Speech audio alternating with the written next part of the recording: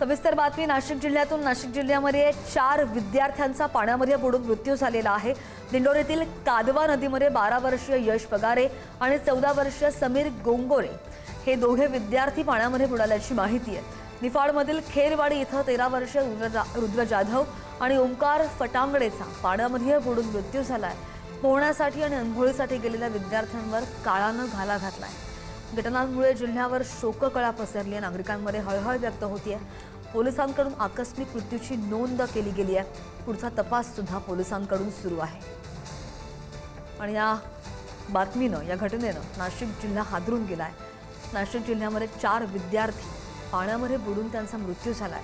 दिंडोरीमधील कादवा नदीमध्ये 12 वर्षीय यश पगारे आणि 14 वर्षीय समीर गांगोडे हे दोघे विद्यार्थी बुडाल्याची माहिती आहे। निफाडमधील खेरवाडी इथं 13 वर्षीय रुद्र जाधव आणि ओंकार फटांगडेचा पाण्यामध्ये बुडून मृत्यू झालाय।